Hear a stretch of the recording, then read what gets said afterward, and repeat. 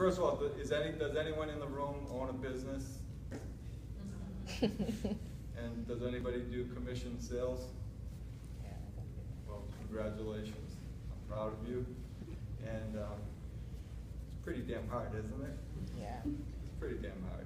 Especially the first 3 years of opening a territory or opening a business. I've done it 3 different times. I did it selling book printing back in the 1900s. I did it moving to a new city and selling office furniture in the 1990s. And I've been doing it in commercial real estate for just under 10 years, owning my own company for almost 8 years. And it's kind of the same every time, you know. It's kind of like being the new kid at school 3 weeks after school starts, and you know, all the play groups have been established and you're standing in the sandbox by yourself, right? Nobody wants to attach themselves to the new kid at school. And when you open a business, I mean, what do? This is what I did. I saved a lot of money, got an equity loan on my house to have a little bit more money, and then figured I could survive the burn rate of my cash before I sold something. And it's almost like Mission Impossible. You know, you're trying to survive that burn rate, trying to become friends with people who don't want to be your friend, trying to get introduced to introductions that people don't want to risk you to have an introduction to. So what do? Well, these are the principles that I've used to survive the first 3 years before you become somewhat relevant and you get referrals. Okay. So the first principle I decided was important to me was developing the habit of doing uncomfortable activity every day. I've almost made a cartoon of myself doing this. I know that human interaction is probably the least expensive, most effective way to find profitable business. And it's also the most frightening and uninteresting thing you can do. So I developed a habit to do that for myself every day. I'll go back to that in a minute. The second thing is longevity. You know, staying at the same sales job or same business for more than 3 years, because if you become a job hopper, you know, every 2 years, you never realize all the hard work that you've done the first 3 years, and your reputation will never kick in. So try to survive 3 years and on. I tell people I have 3 years to life with most jobs that I take, and I've noticed that it's really hard the first 3 years, but after that the momentum kind of carries you and you find yourself in some big places. So I've done book printing for 9 years, 3 months, office furniture for 9 years, 8 months, and commercial real estate for, let's see, 9 years and 4 months.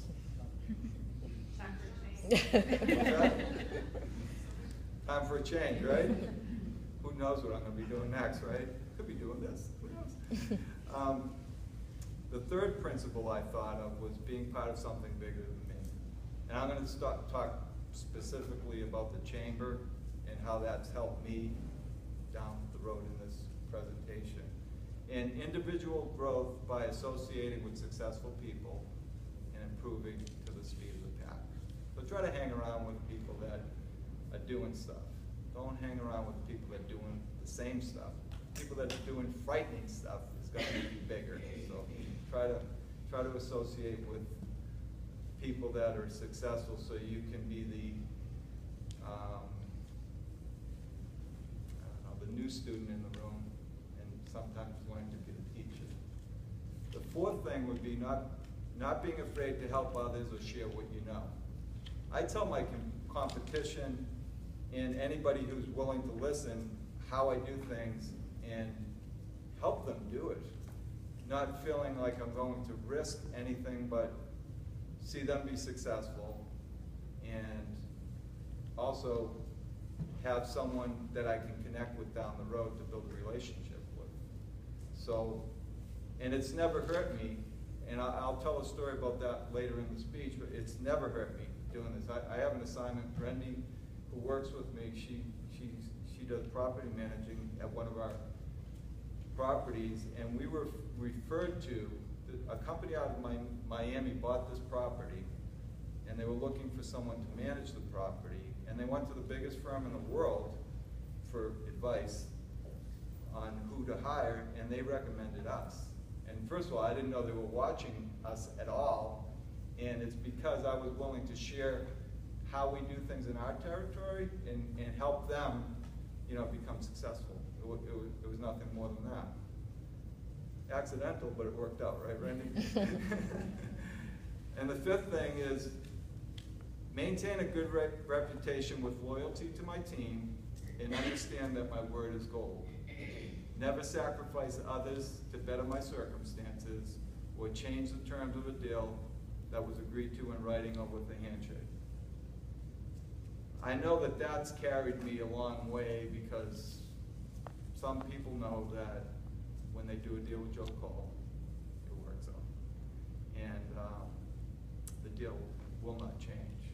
And so those are the 5 principles. Hopefully you wrote them down. If you didn't, I'll give you a copy of this later if you want, right? So now, how to brand yourself in the territory? Well, this is just a chapter out of a book I read one time. Brand yourself and your company inside the territory.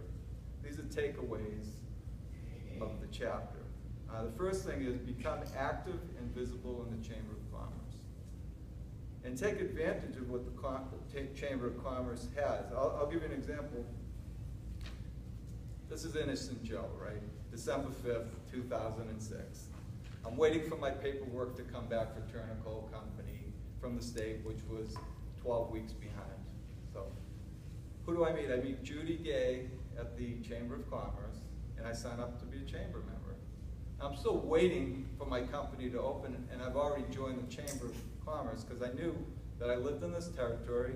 I also knew that it was bigger than me, and I also knew that, well, I've been told that it was a good place to meet people in the neighborhood, right? So I joined. So now take advantage of what you get from the chamber. Now anybody can have this advantage, right? So the first event I went to was a barbecue right in front of Rebecca's building at Lumsden Executive Park. And they give you 30 seconds of fame to say who you are and what you do, right? So this is what I do with my 30 seconds of fame. I said, hi, I'm Joe Cole. I just recently opened Turner Coal Company, real estate company, services. I live in this territory and I want to grow old with all of you. That's all I said. And this is what happened. One of my competitors came up, a guy kind of like Jim, and he's kind of flexing his muscles, feeling me out. I had nothing. I had no relevance in this territory at all. Nobody knew who I was. And I don't even remember the guy's name who came up to test me. I haven't seen him around. This was 8 years ago. The second thing came up, a person came up, was a lady who owned a janitorial service, figuring that I could be a good referral source for her for janitorial service needs, which I gave her referral gladly. And the third person who came up to me needed to buy a building and asked me if I could help her buy a building. And guess who sold her a building? Joe Cole. So that paid for my membership for life, right? So but the bottom line is I took advantage of what the chamber had to offer. That was just a small piece of the chamber, but it was a big piece of my life because I didn't know how it was going to go. I didn't even know what I was going to say when I stood up there, but luckily I said those words, and luckily someone came up to meet me that thought I had relevance for what she needed, and I was able to serve her purposes. The second thing is get involved with 2 to 3 local charities in the territory. And you know, I do it selfishly. I like the YMCA. My mom didn't have